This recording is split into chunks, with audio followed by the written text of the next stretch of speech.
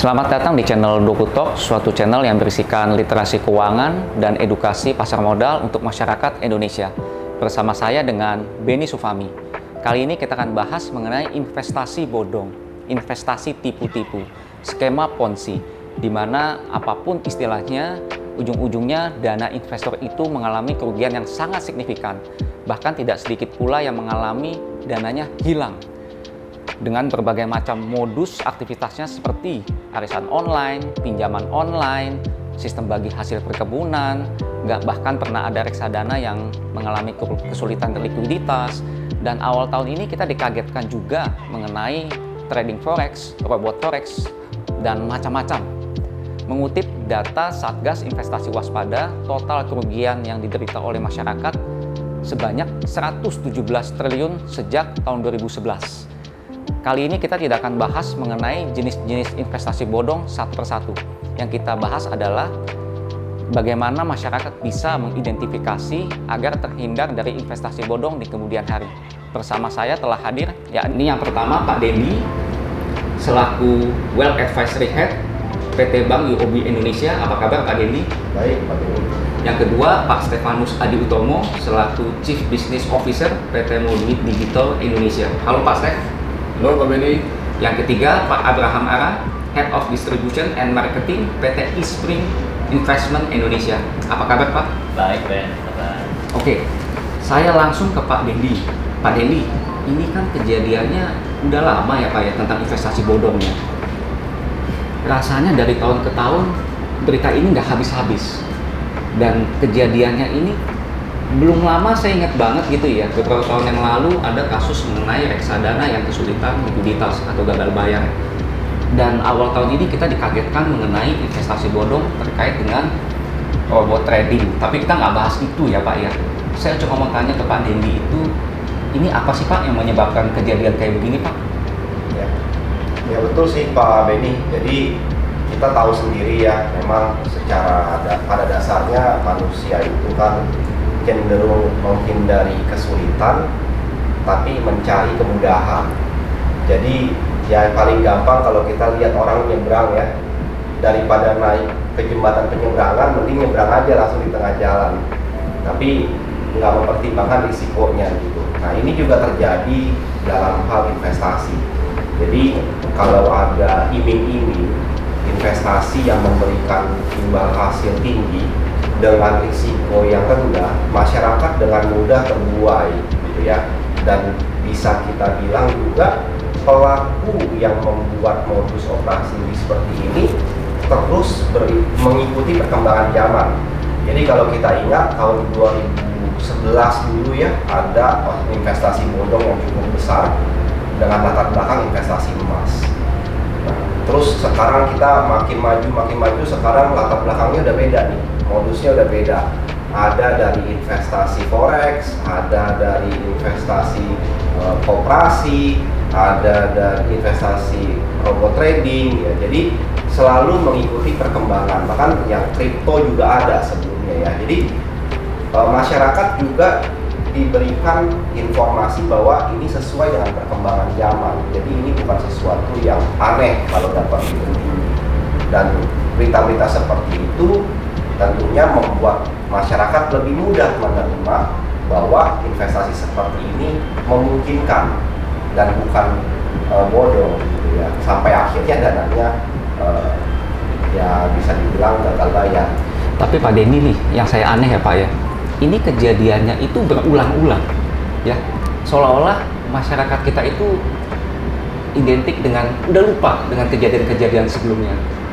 Apalagi terlebih pada saat pandemi ini, investasi bodong ini makin banyak yang saya lihat ya Pak ya. Yang saya lihat seperti itu, gimana Pak seperti itu?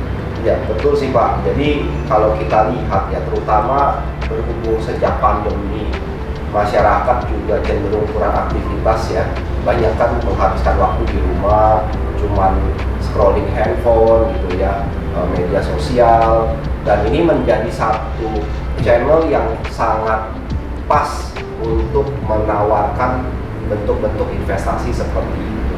mungkin bukannya lupa ya, tapi balik lagi yang tadi saya bilang, pelakunya sendiri juga up to date sama perkembangan zaman. Dia bikin cerita baru nih. Kalau dulu ceritanya itu emas, sekarang ceritanya forex. Kalau kemarin ceritanya forex, nanti ceritanya jadi kripto. Terus mungkin nanti kita akan ketemu lagi 1-2 tahun kemudian gitu ya. Katakan ya bisa aja ada skema investasi latar belakangnya metaverse ya Pak ya. Iya. Nah, bisa aja, itu bisa saja terjadi. Jadi bukannya lupa sih, tapi ya kita kebetulan yang melakukan operasi seperti ini mengikuti perkembangan zaman dan memanfaatkan kelemahan seperti itu di masyarakat, gitu, Pak. Oke, thank you Pak Dendi. Saya ke Pak Stefanus selaku Chief Business Officer dari PT Moduit Digital Indonesia. Pak Stef, awal tahun ini sudah ada beberapa kasus investasi bodong. Nah, bisa dibilang majority itu pendekatannya menggunakan pendekatan teknologi atau aplikasi lah kita sebutnya ya. Jadi masyarakat mendownload aplikasi dan mengharapkan return yang tinggi. Nah, yang terjadi adalah ya heboh-heboh seperti ini. Nah, selaku dari industri wealth teknologi, pandangan Pak Stef seperti apa? Apakah ini menyulitkan seperti Pak Stef dan bidang industrinya ini? Ya, sebelumnya sama seperti yang Pak Dendi bilang ya, cukup prihatin dengan kejadian investasi bodong yang selalu berulang gitu ya. Sebagai praktisi, kita sama-sama sebagai praktisi yang sudah belasan tahun di bidang investasi, di bidang wealth management, kayaknya kok kita sering banget menemukan hal ini terulang, dan terkadang ada investor yang sudah terkena bolak-balik juga gitu, nggak cuma baru sekali. Nah, terima kasih juga nih Pak Beni atas undangannya di Dokter Talk ini. Kan kita berbicara mengenai literasi keuangan ya, karena diperlukan bagi masyarakat Indonesia literasi keuangan seperti ini. Nah, tadi kalau kita bicara mengenai teknologi ini ibarat pisau bermata dua sebenarnya. Ada hal yang baik, tapi juga ada hal yang buruk. Kita melihat bahwa dari sisi hal yang baik, dengan adanya perkembangan teknologi, industri investasi terutama di pasar modal itu naiknya investornya cukup signifikan dengan bantuan teknologi. Kemudian investor yang di luar investasi di luar pasar modal juga mengalami peningkatan yang cukup tinggi dengan adanya teknologi ya. Nah, yang di sisi sebaliknya ini juga banyak investasi yang ilegal. Nah, jadi sebenarnya ini yang tadi kita bilang bahwa ini merupakan pisau bermata dua. Nah, kalau bagi kami, kita melihat bahwa ini akan menjadi pembelajaran yang baik buat masyarakat ya, walaupun kondisinya ada musibah terlebih dahulu, karena masyarakat akan lebih tahu mana pilihan investasi yang lebih baik. Tapi belajarnya ini lama sekali Pak, udah bertahun-tahun masih belajar Pak, ini kejadian lagi gitu. Betul. Nah, makanya diperlukan edukasi dan sebenarnya kewaspadaan ya. Jadi begitu kita ingin berinvestasi, kita juga harus banyak melakukan riset terlebih dahulu. Jadi nggak melulu cuman kita asal ikut-ikutan atau kita takut ketinggalan kita jadi investasi, tapi kita benar-benar harus mengetahui kita tuh mau investasi apa dan di mana gitu ya. Nah, ketika kita bicara mengenai aplikasi investasi, sebenarnya banyak hal yang bisa dicek ya. Jadi misalnya kami di Moduit Digital Indonesia ini, kami aplikasi investasi yang salah satu yang menjual produk reksadana. Tentu kita juga mempunyai perizinan untuk menjual produk-produk reksadana. Jadi kami mendapatkan izin lisensi OJK sebagai agen penjual efek reksadana. Berarti dalam hal ini legalitas ya Pak ya? Betul Pak Beni. Jadi dari sisi legalitasnya kita juga sudah ada. Gitu. Jadi itu yang kami lakukan. Jadi bagi para investor ketika mau melihat aplikasi mana yang bisa memberikan investasi yang secara legal baik, ya itu bisa melihat dari perizinannya. Nah, kemudian juga sebenarnya bagi para investor ketika mau melihat bagaimana aplikasi mana yang terbaik buat mereka juga bisa banyak melakukan riset ya. Ya, mungkin dari situ dulu Pak Beni. Oke, kalau tadi Pak Stefanus bilang melakukan pendekatan legalitas, ya. Oke, itu jelas lah ya. Tapi kalau mengenai research ini Pak, ini kan masyarakat kan saat ini kan menurut saya ya ini banyak banget informasi gitu. Nah, ini gimana masyarakat bisa memfilter informasi tersebut? Iya. Oke, mungkin dari teman-teman PT Moduit Digital ada masukan ke hal ini Pak? Ya, kami sendiri di Moduit juga sudah membantu ya untuk para investor itu dalam melakukan pemilihan produk-produk apa yang sesuai untuk mereka. Tapi yang pasti yang pertama, ketika kita berinvestasi harus kita mesti mengenali diri kita sendiri dulu nih. Ya. Gimana profil resiko kita, tujuan investasi apa gitu, agar kita bisa memilih produk yang sesuai dengan apa yang kita sesuai dengan kita ya, sesuai dengan kebutuhan kita. Nah, kami di Moduit kami melakukan kurasi nih untuk partner produk dan juga produk-produk yang kami jual. Jadi kami melakukan due diligence untuk memilih siapa aja sih partner produk investasi yang bergabung dengan kami. Seperti salah satunya Pak Ara nih dari Spring Investment Indonesia. Dan kami juga bekerja sama dengan para independent financial advisor yang berlisensi dan berpengalaman rata-rata berpengalaman belasan tahun di industri wealth management ini. Untuk tenaga pemasarnya pun juga sertifikasi ya Pak? Betul, harus bersertifikasi dan berlisensi ya dari OJK. Oke, thank you Pak Steph. Nah, saya lanjut ke Pak Ara ya dari manajer investasi PT Spring Investment Indonesia.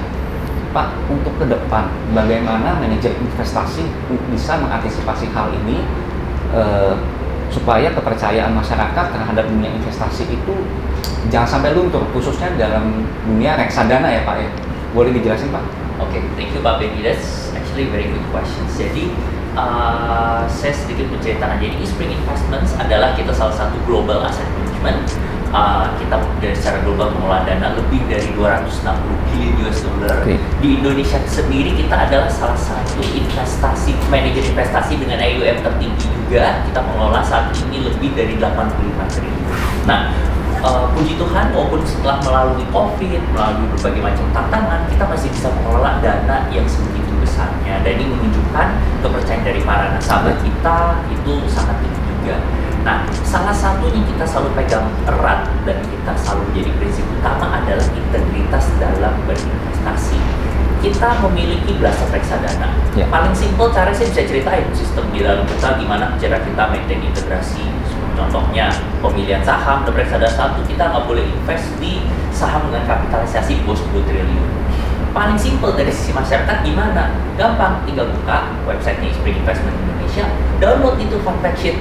Ya, contohnya salah satu reksadana saham kita, Spring Value Discovery juga ada di aplikasi Moduit. Itu bisa dilihat tuh dana kelolaannya berapa, kinerjanya pas performance-nya gimana, terhadap benchmark itu juga ada. Itu penting, itu sesuai apa enggak tuh terhadap benchmark. Dan yang biasanya para investor tanya adalah top 10-nya, isinya tuh siapa aja. Nah, dari situ bisa dilihat tuh make sense apa enggak tuh kita invest terhadap hasilnya. Oke, pertanyaan saya Pak Ara ya, misalkan ya saya sebagai calon investor Pak, ini untuk melakukan riset semacam itu tadi dibutuhkan effort yang sangat luar biasa nggak sih? Terlalu ngejelimet tidak Pak? Kita ngomong teknis ya di lapangan. Sebenarnya enggak, jujur ini tahun 2022 ya, saya rasa kita udah nggak lagi pakai handphone yang kalau zaman dulu saya sekolah cuma ada tombolnya, layarnya kecil. Saya rasa sekarang handphone kita semua yang layarnya full ya, tinggal ketik aja pakai Explorer atau Google Chrome, Spring Investment, fund fact sheet. Dari situ udah langsung bisa keluar.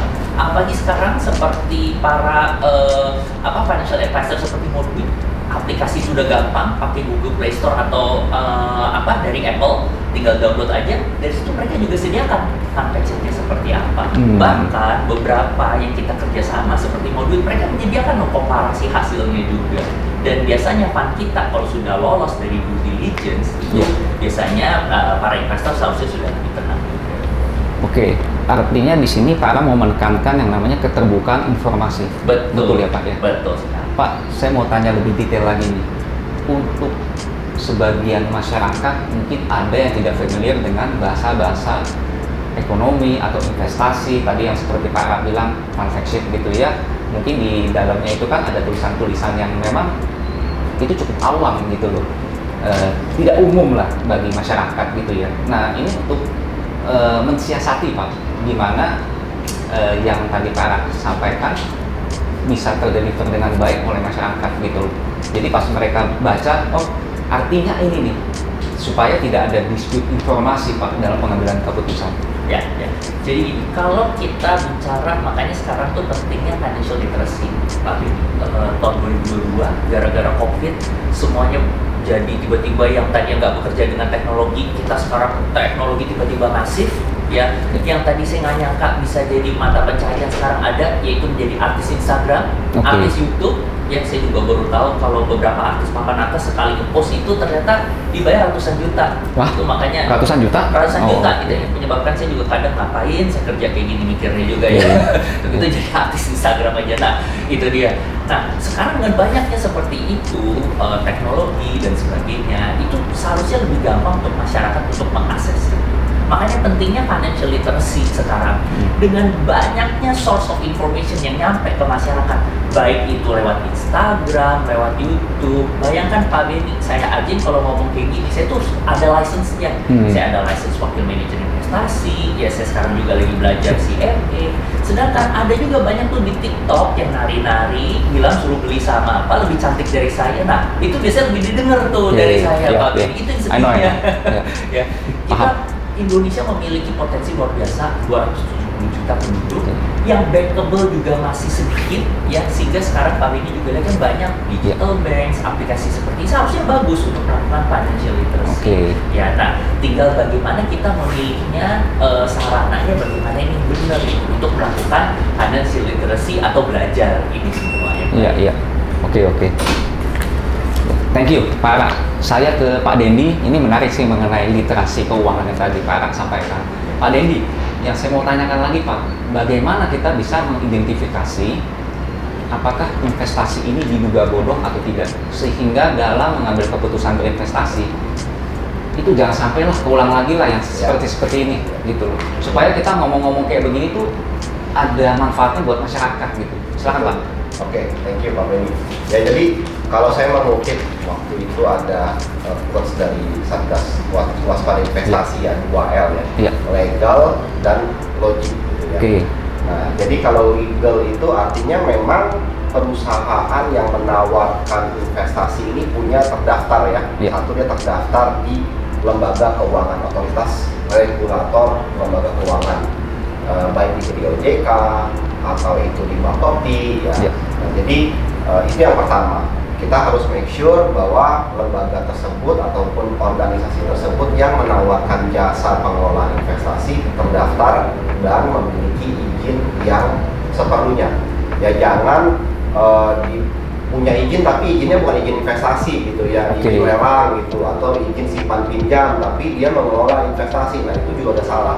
Oke. Nah, Maaf saya potong. Artinya legalitas di sini kita perlu spesifik lagi untuk melihat ya Pak ya. Betul. Legalitasnya dalam hal apa gitu Betul. ya. Perizinannya apa gitu. betul sekali Pak Oke. Beni. Iya. Jadi dengan udah ada satu legalnya dulu, udah ada, baru kita bisa next step itu adalah logik gitu ya. Oke. Nah, masuk akal nggak sih, masuk logika nggak sih kalau yang ditawarkan itu imbal hasilnya bisa 20% setahun, atau taruh dana 50 juta dapat Fortuner 1 ya kan? Iya. Masuk akal nggak gitu kan? Itu sebenarnya kan sesuatu yang kita bisa nalar secara logika aja. Jadi sebenarnya cara yang sangat sederhana itu dengan dua mekanisme tadi gitu ya, secara sederhana saja itu sudah bisa membantu kita terhindar gitu ya. Kalau emang salah satu tidak terpenuhi, udah mendingan mundur daripada nanti duit lenyap gitu ya. Oke. Kerja capek-capek, niatnya biar bisa dapat duit tambahan, malah hilang semua gitu. Oke. Bicara mengenai logik Pak, ini menarik Pak. Misalkan tadi Bapak tanya, Bapak katakan misalkan kita store 50 juta dapat Fortuner, itu logik atau tidak? Tapi Pak, dalam kenyataannya ya, kita lihat sendiri nih, ada banyak, saya nggak bilang banyak lah, ada 1-2 mungkin beberapa usia masih relatif muda, 23, 24, bahkan mereka sudah punya segalanya lah, jam tangan miliaran, bahkan bisa, saya nggak tahu dia beli pesawat jet atau charter pesawat jet, dan itu adalah kenyataannya Pak. Jadi dibilang bahwa mesti logik, masalahnya apakah logik ini kalah dengan situasi yang ada di sekitarnya, itu Pak. Ya, saya paham tadi yang maksudnya Pak Dewi sih. Iya. Jadi ada ya, beberapa figur-figur yang mencoba ya tanda kutip memamerkan harta kekayaan yang mereka capai gitu ya dengan berinvestasi gitu ya. Nah ini juga satu hal balik lagi yang kita harus pikirkan ulang dan masyarakat harus bisa kritis gitu ya untuk melihat masuk akal nggak sih umur 23 tahun katakan dia memang anak dari konglomerat mungkin kita nggak masalah ya. Tapi kalau dari rock bottom gitu ya, dari nol sampai tiba-tiba punya pesawat, punya jam miliaran, masuk akal nggak gitu ya? Kita tinggal berhitung gitu ya. Dalam waktu orang terjun ke dunia kerja tuh umur berapa sih? Paling cepat 17, 18. Artinya ketika umur 23, umur 25 itu baru 7-8 tahun. Dalam 7-8 tahun sudah sampai bisa punya puluhan M. Itu kalau kita bagi rata per tahun itu dia udah harus punya 1 M. Nah, apakah itu mungkin? Mungkin menang something Pak, trading atau apa ya? Itu kan pemberitaannya seperti itu kan, dia trading, menang, dapat jangankan puluhan miliar, mungkin pemberitaannya tuh bisa sampai ratusan miliar. Ya, tapi balik lagi ya Pak, itu kan kita makanya tadi kita bilang logik ya, probabilitas. Ya. Ada possibility ya, kita bilang kemungkinan dan tingkat kemungkinan ya, possibility sama probability. Possible nggak? Possible. Probability-nya 1 banding berapa sih yang kayak begitu? Ya, kalau 1 banding 10 orang bisa seperti itu dalam waktu singkat, saya rasa kita semua nggak di sini ya Pak ya. Mungkin Pak Benny lagi di pulau, Pak Steph lagi naik pesawat pribadi, ya Pak Ara lagi di penthouse gitu. Saya juga lagi main ski di Swiss gitu ya. Tapi ya pada kenyataannya probabilitas untuk seseorang bisa mencapai tingkat kesuksesan dalam waktu singkat gitu ya, itu 1 banding berapa ya. Ya, jadi 2L legal and logic, betul ya. Nanti saya ke Pak Denny lagi, soalnya menarik nih mengenai 2L ini. Oke, saya ke Pak Stefanus. Tadi Pak Stef sudah jelaskan sih pandangan terkait dengan investasi bodong, khususnya dalam dunia wealth technology ya. Nah Pak, secara teknis Pak, bagaimana masyarakat atau calon investor itu bisa mengetahui sekali lagi secara teknis ya, tadi Pak Stefanus sudah jelaskan supaya masyarakat tahu bahwa ini pas saya lagi mau download ini berbahaya atau tidak, ini bodong atau tidak. Sebab kalau kita bicara oke, legal, kita cek di website. Nah setelah itu kan sangat umum ya Pak ya. Anggap saya mau download aplikasinya mau duit, saya tahu dari mana ini membahayakan saya atau tidak gitu loh. Soalnya kejadiannya kan aplikasi-aplikasi yang saya diduga bodong itu ya mereka bilang di awal ya semuanya good gitu ya. Ya. Silakan Pak. Ya. Jadi tadi mengutip kata Pak Denny ya, legalitas yang paling penting. Dan kedua tadi ketika Pak Ara bilang kan ada keterbukaan informasi. Dan di era keterbukaan informasi seperti sekarang, data-data itu gampang dicari. Contohnya tadi Pak Benny mencontohkan Moduit. Di website kami itu tersedia. Kami ini sebenarnya mempunyai legalitas itu apa aja sih gitu ya. Jadi kami ini kalau secara legalitas kami berlisensi OJK untuk upload sebagai agen penjualan reksadana, sebagai penasihat investasi, dan juga sebagai agen pedagang perantara efek atau APPE. Nah di website kami juga tunjukkan nih bahwa kami ini terdaftar, register di Kementerian Kominfo karena kan kami sebagai aplikasi teknologi. Nah cara mengeceknya gimana? Nanti lisensi-lisensi ini juga bisa di cross check nih ke website regulator-regulator yang terkait. Misalnya ke OJK, kita mau cek benar nggak sih Moduit ini sebagai apa? Sebagai penasihat investasi. Nah itu bisa di cross check ke websitenya OJK. Nah keterbukaan informasi sendiri juga baik ya, karena sekarang ini kalau kita bicara mengenai investasi di pasar modal, ada satu tools yang disediakan oleh Custodian Central Effect Indonesia atau KC. Sorry Pak, Custodian Central Effect Indonesia. Atau ini KC ya? KC, betul. Ya, dimana ini merupakan custody dari semua investasi, terutama yang berbasis pasar modal ya.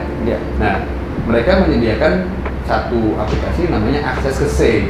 Oke. Di mana para investor itu bisa login ke sana dan kemudian melihat seluruh investasi pasar modal yang ada di berbagai channel gitu ya, baik yang melalui duit, baik melalui di perbankan atau Ini di masyarakat umum bisa mengakses ini ya Pak? bisa mengakses, betul, yang sudah berinvestasi ya. Iya. Nah, jadi dari situ juga bisa menjadikan satu cross referensi nih, bahwa ketika kita sudah melakukan investasi, benar nih, investasinya sudah yang bukan bodong gitu ya. Oke. Artinya kalau sudah tercatat di Custodian Central Efek Indonesia, Ya. khususnya untuk produk pasar modal ya, Ya. bisa dipastikan ini bukan investasi Yes. bodong ya Pak. Soalnya yang sering jadi pertanyaan dari masyarakat, pas saya setoran atau transfer, ini dananya dipegang sama siapa nih? Dipegang oleh pihak lain kah, atau orang bilang custodian sebutannya ya? Betul. Jadi khususnya terutama di investasi reksadana ya.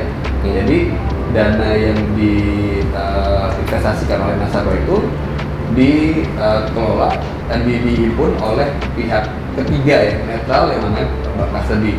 Jadi tidak dipegang oleh si agen apartnya dan juga tidak dipegang oleh manajer investasinya langsung, tapi secara administrasi dan dibantu oleh bank custody tersebut. Oke, thank you Pak Stef. Saya mau masuk lagi tetap ke Pak Stef Ya. mengenai tenaga pemasaran. Tadi Ya. Pak Stef bilang sudah license, sudah Ya. sertifikasi. Nah ini bagaimana dari pihak Wealth Technology, Ya. khususnya Moduit lah ya, bisa menjaga tenaga pemasarannya itu tetap sesuai dengan kaidah-kaidah gitu dalam melakukan proses penjualan itu. Ya, kami di Moduit melihat bahwa masih banyak nasabah-nasabah yang mempunyai kebutuhan lebih kompleks ya, Ya. yang lebih senang untuk berinteraksi dengan human advisor atau penasihat keuangan manusia ya, bukan Ya. berupa robot atau self service gitu Ya. untuk berinvestasi. Nah, dalam melakukan pemilihan partner kami ini, kami memilih partner-partner yang memang sudah mempunyai track record yang bagus di industri wealth management. Syarat utamanya sudah punya lisensi dari OJK, yaitu sebagai WAPER atau sebagai WPE ya. Ya. Jadi ada lisensi itu yang harus dipenuhi. Kemudian secara rata-rata rekan-rekan kami bergabung dengan kami ini mempunyai pengalaman belasan tahun ada di industri wealth management. Nah ini jadi awalnya kita sudah screening dari awal. Oke. Nah, kemudian di dalam proses selanjutnya kita tentu continue kita melakukan pengawasan terhadap para tenaga pemasaran ini. Karena secara teknologi pengawasan itu sudah lebih mudah ya, karena semua ada audit trailnya dan kami bisa melakukan pengawasan dengan baik dari sisi situ. Artinya di sini dari pihak PT Moduit Digital juga sangat mengawasi ya Pak ya. Betul. Tenaga-tenaga pemasaran itu. Betul. Karena di bidang keuangan ya sama-sama kita tahu bahwa kepercayaan itu paling penting ya. Karena trust dari nasabah itu paling penting, dan juga nomor dua adalah dari integritas ya. Jadi dua hal ini yang sangat kami pegang dalam menjalankan bisnis kami. Oke, thank you Pak Stef. Saya balik ke Pak Ara ya. Pak, untuk kedepannya apa sih yang mesti diperhatikan oleh masyarakat ya Pak ya, supaya kejadian ini ya kalau dibilang hilang total menurut saya sulit ya. Tadi Pak Denny sudah mengatakan bahwa zaman itu berkembang, pelakunya juga beradaptasi ya. Tapi setidak-tidaknya itu masyarakat itu ada pegangan.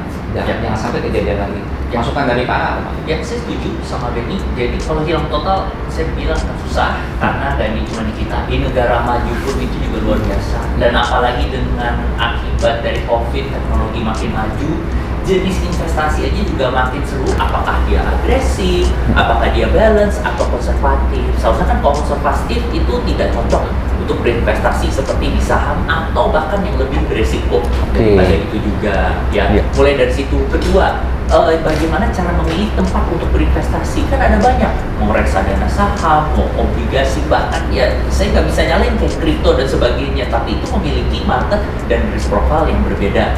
Jadi balik lagi di situ, itu pentingnya saya bilang Pak Benny, financial literacy. Makanya saya juga ambil ada seperti DokuTalk ini, jadi bisa memberikan financial literacy yang baik nih ke masyarakat Indonesia. Oke. Pertanyaan saya lebih spesifik Pak, terkait dengan literasi keuangan. Nanti saya mau tanya juga ke Pak Dendi. Literasi keuangan ini ada yang bilang kalah pamor dengan influencer Pak. Nah, jadi gimana Pak masyarakat mesti menilai gitu loh ke depannya. Ya. Soalnya impact dari influencer ini sangat strong sekali Pak di masyarakat. Yang Ya. tadi seperti Bapak bilang, ya Saya setuju. modal public figure, modal followernya banyak di Instagram, bahkan udah mulai masuk ke TikTok. Sedangkan literasi keuangan, ya dari dulu kita bahas mengenai literasi keuangan, tapi investasi bodong, ya berlanjut dengan jumlah yang tetap sama bahkan lebih besar. Ya. Silakan Pak. Thank you. Jadi saya setuju mengenai influencer ini, tapi kita juga lihat sekarang sudah dari pihak OJK atau bursa sudah menegur beberapa influencer kalau mereka tidak secara benar atau tidak berlicense untuk mengeluarkan suatu statement mengenai pasar gitu ya. Jadi mereka sudah lumayan teregulasi sekarang ini, tapi baru sekadar dikasih teguran saja. Nah, betul financial literacy itu harusnya kita buat menarik. Sekarang ini OJK dan bursa itu lagi bekerja sama dengan berbagai macam financial company. Bagaimana kita mengadakan webinar. Saat ini kan gampang, webinar itu bisa menggunakan YouTube, bisa menggunakan Zoom gitu. Nah, temanya juga kita buat lebih menarik. Seperti Eastspring sendiri, kita secara global kita memiliki tema yang namanya money parenting untuk financial literacy. Money parenting. Betul, karena kita sadar mengenai financial literacy ini kan nggak diajarin di sekolah. Oke. Kita belajar sendiri, otodidak. Saya Ya, juga ada ya. ngajarin orang tua saya yang penting dulu nabung, kok nggak di celengan ayam, di tabungan apa? Tabanas ya, tabungan nasional yang zaman dulu banget. Ya. Ya. Dan kedepannya dengan makin banyaknya investasi yang bentuknya makin banyak, ya tentunya kita juga dari global kita ada program yang diatur nih. Kita juga bekerja sama dengan OJK dengan berbagai macam partner kita untuk ngajarin bagaimana sih orang tua itu bisa ngajarin dari sejak dini ke anaknya. Jadi dimulai dari family ya Pak, ya, dari keluarga sekali. ya. Betul sekali. Oke, unik ya. Ini saya juga baru tahu ya ada money parenting ya. Betul. Oke, Pak, untuk Eastspring yang sudah lakukan itu ya Pak ya, yang money parenting tadi ya. Betul sekali. Itu yang sekarang kita lakukan karena paling pertama adalah orang tua pasti akan mimicking atau ikutin, anak akan mimicking atau ikutin orang tuanya. Ya, jadi kita mulai dari keluarga kita sendiri dulu aja. Kita ajarin anak kita nabung yang baik itu gimana gitu. Di zaman sekarang beli saham aja bisa online walaupun belum 18, dia bisa ngeliatin orang tuanya. Udah tahu tuh apa itu pinternya Goto gitu, kasih gitu. Ya. Thank you Pak. Nanti saya akan ajarin anak saya juga nih. Ya. Pak Dendi, balik lagi. Tadi Pak sudah katakan mengenai influencer yang tadi saya katakan juga bahwa literasi keuangan oke, kita kebut mengenai literasi keuangan. Tapi di luar sana media sosial ini begitu powerful. Jadi seolah-olah ada kayak semacam perperangan besar gitu ya. Nah, Pak Dendi melihatnya ini fenomena apa Pak? Apa yang harus masyarakat juga antisipasi mengenai berita-berita atau informasi-informasi khususnya dari media sosial ya? Ya, jadi di sini saya melihat bahwa memang kita selaku masyarakat, ya bukan cuma masyarakat secara umum, tapi saya sendiri pun berusaha untuk secara proaktif ya, being critical ya, menjadi kritis gitu ya terhadap apapun yang kita konsumsi di sosial media. Ya karena informasi dengan perkembangan zaman seperti ini ya, perkembangan dunia digital, informasi itu di mana-mana ada. Iya. Nah, saat ini kita bukannya menderita kekurangan informasi, kita menderita kebanyakan informasi dan kita kesulitan memilih mana yang faktual, mana yang fiktif gitu ya. Iya. Nah, jadi untuk itu masyarakat perlu lebih cermat lagi gitu ya. Domain yang dikunjungi, website yang dikunjungi, apakah itu website yang kredibel gitu ya. Media apakah itu kredibel, terus kalau di sosial media apakah figur-figurnya itu memang punya latar belakang yang sesuai dengan topik yang dibicarakan gitu ya, karena sekarang ini semua orang bisa bicara apa saja ya kan, bisa menjadi pakar apapun. Tanpa kita mengetahui apakah si figur tersebut punya latar belakang yang cukup atau tidak, punya pemahaman ataupun punya pengetahuan dan pengalaman yang cukup atau tidak. Nah itu yang kita mesti kritis. Jadi jangan hanya karena si figur tersebut punya follower yang banyak, terus kontennya sering di like gitu ya, atau penampilannya menawan, langsung kita anggap ini narasumber yang kompeten. Nah, jadi di situ kita perlu lebih kritis. Di lapangannya mereka selalu menyebutkan dari teman-teman yang mungkin punya follower banyak ya di media sosial, saya ingin memotivasi ke teman-teman agar bisa sukses seperti saya? Mereka pada bilang seperti itu ya. Itu salah Pak Dendi? Enggak dong? Nah, Oke. ya kalau seperti itu nggak salah ya Pak Ben ya. Iya. Maksudnya niat mereka kan untuk memotivasi. Iya. Tapi kalau memotivasi sama mengarahkan ini beda. Kadang memotivasi itu kan untuk membangkitkan semangat, Iya. untuk meningkatkan minat gitu ya, supaya mau melakukan sesuatu. Nah kalau mengarahkan gitu ya, sudah mengarahkan nih ke investasi tertentu, ke instrumen-instrumen tertentu atau saham-saham tertentu, nah itu udah beda lagi tuh. Oke. Nah, kalau motivasi kan umum ya, ayo menabung, itu motivasi. Ya. Ayo sisihkan penghasilan, ayo lebih produktif, manfaatkan waktu lebih baik lagi, itu motivasi. Tapi kalau ayo beli saham ABC, beli saham CDE, itu udah beda lagi. Oke. Jadi untuk literasi keuangan kita juga mesti lebih spesifik ya Pak Dendi ya lihatnya ya, bahwa tadi Pak Ara juga udah mention sebisa mungkin kita mulai dari sejak dini nih, mulai dari family nih. Ini good sih ya, insight yang bagus banget gitu ya. Oke, sebelum kita tutup, saya mau tanya ke Pak Stefanus, bukan tanya ya, ada pesan nggak Pak buat masyarakat Pak untuk kedepannya supaya masyarakat jauh lebih hati-hati dan mudah-mudahan kejadian investasi bodong ini bisa diminimalkan. Ya. Jadi ya tadi seperti kata Pak Dendi ya, jangan ikut-ikutan sebenarnya kan. Jadi kita harus kritis dengan apa yang ditawarkan ke kita. Karena produk investasi itu nggak ada yang tugu-tugu gitu ya. Iya. Yang misalnya bisa kasih returnnya tinggi banget, tapi secara resiko itu kecil sekali. Karena biasa resiko dan imbal hasil atau return itu selalu berbanding terbalik. Oke. Nah, jadi itu yang paling penting tuh Pak. Ini yang sering dibilang high risk high return ya Pak. Betul. Nah kemudian yang paling penting lagi ketika kita nggak ikut-ikutan ya kita mesti tahu nih kita maunya apa sih dan kita secara profil risiko seperti apa, tujuan investasinya apa, baru kita mencari investasi yang sesuai dengan kebutuhan kita. Dan ketika kita mau memilih produk investasi, jangan lupa kenali dulu nih produk investasinya tuh apa, siapa yang mengeluarkan, cara kerjanya seperti apa, kita cocokkan apakah ini sesuai dengan profil kita ketiga. Saya simpulkan dari Pak Stef, Ya. jadi yang pertama kita mesti tahu ya, Iya. kita kenali dulu profil resiko dan Betul. juga tahu apa yang kita beli dan tujuannya apa. Betul. Oke, simple tapi sangat mengena sekali.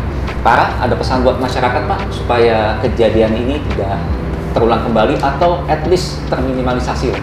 Ya, jadi kalau bagi saya sih balik lagi ke financial literacy. Oke.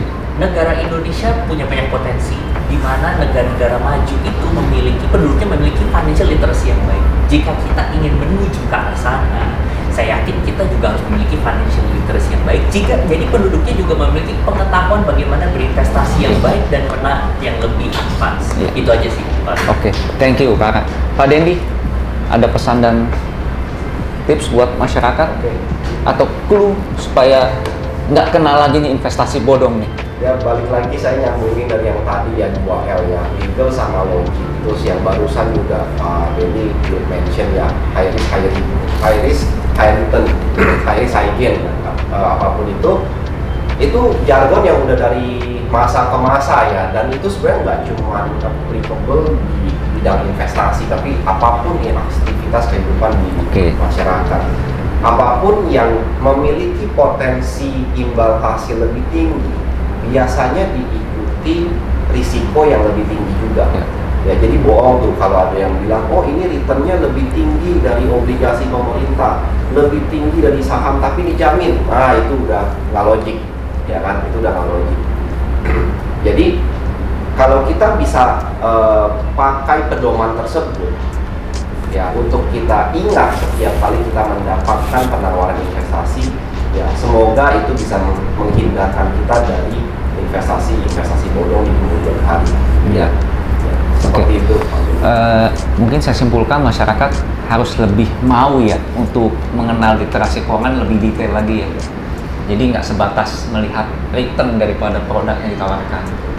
Oke, Bapak-Bapak, terima kasih Pak Stefanus, Pak Ara, Pak Dendi, terima kasih atas kedatangannya.